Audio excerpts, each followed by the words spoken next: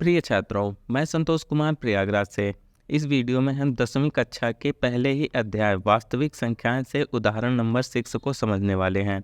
यदि आपको उदाहरण नंबर 6 में प्रॉब्लम हो रही है तो इस वीडियो को लास्ट तक जरूर देखना, और ऐसे ही 10वीं कक्षा की सॉल्व वाली और वीडियो देखनी है तो आप हमारी सॉल्यूशन वाली प्लेलिस्ट को जरूर चेक करना, डिस्क्रिप्शन में लिंक मिल जाएगी।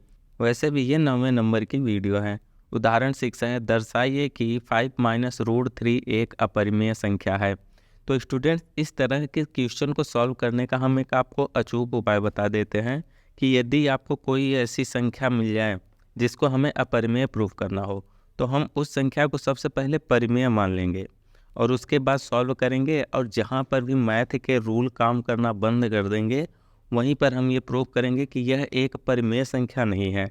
अब जब परिमेय संख्या नहीं है तो अपरिमेय अपने आप हो जाएगी, क्योंकि संख्याएं होती ही दो प्रकार की है, एक परिमेय और दूसरी अपरिमेय। ठीक है, परिमेय में और भी कई प्रकार होते हैं, जैसे पूर्णांक, नेचुरल नंबर आदि, आपको पता ही है।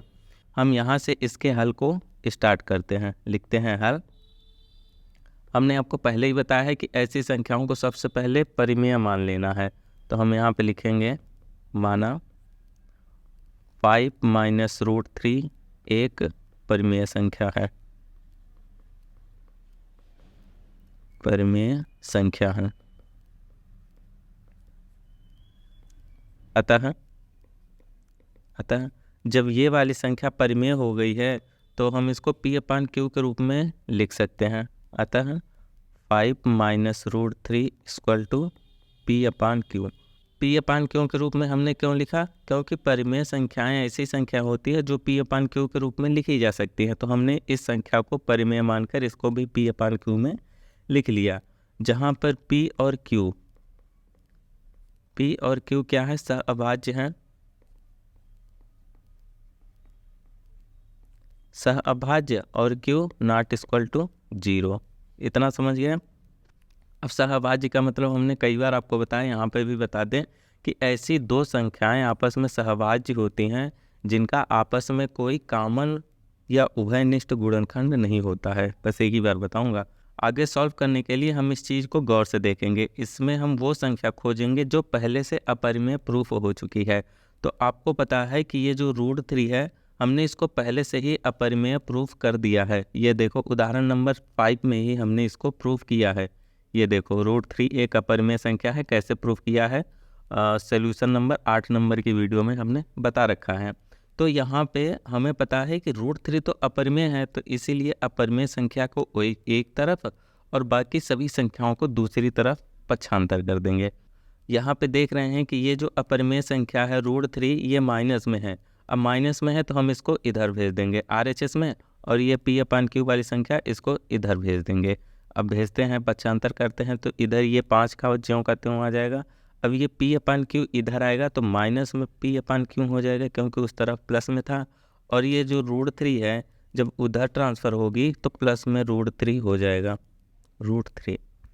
अब इसको आप चाहो तो एक स्टेप और सॉल्व कर लो या फिर यहीं पे छोड़ दो, कोई फ़र्क नहीं पड़ता। हम 5/1 करके इन दोनों का LCM Q ले लेंगे, और इधर क्या आ जाएगा? 5Q - P = √3।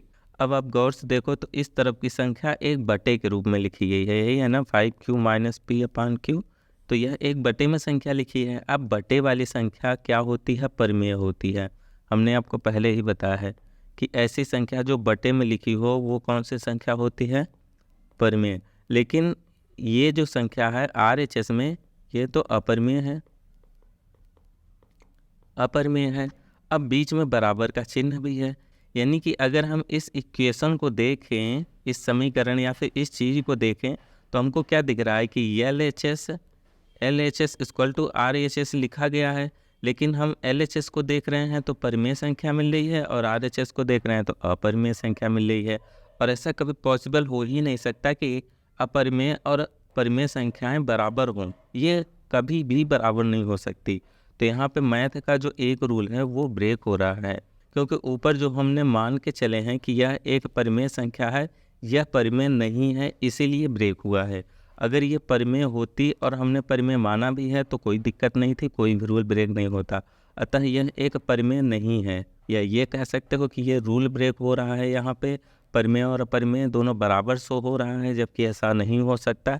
इसीलिए जो हमने माना है वह क्या है, गलत है। समझ गए ना। अब बाकी चीज़ों को हम यहाँ से हटा देते हैं, आगे लिखते हैं। अब आगे आपको 2-4 लाइनें हिंदी में लिखनी पड़ेंगी, हम लिखने के बाद आपसे मुलाकात करते हैं, जिससे वीडियो ज़्यादा बड़ी ना बने।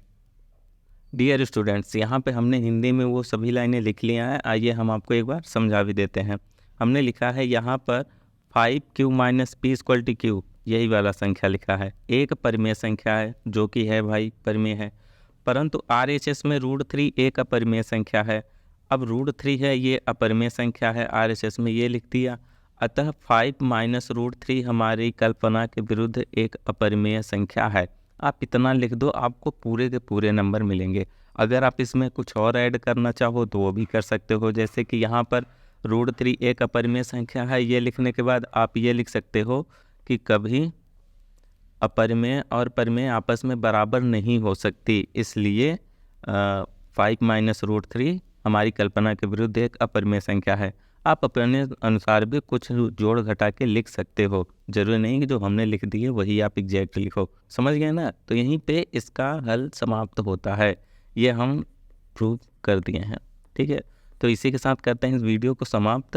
आई होप कि आपको ये वीडियो में हमने जो कुछ बताया समझ में आ गया होगा। समझने में कहीं प्रॉब्लम हुई है तो वीडियो को दोबारा देखना। अगर आपको ये समझना है कि √3 एक अपरिमेय संख्या है, इसको हमने कैसे प्रूफ किया, तो आप #8 नंबर की वीडियो देख सकते हैं। और आगे आने वाली सभी वीडियो को देखने के लिए चैनल को एक सब्सक्राइब तो कर ही सकते हो। तो मिलते हैं आपसे अगली वीडियो में, तब तक के लिए bye bye and take care.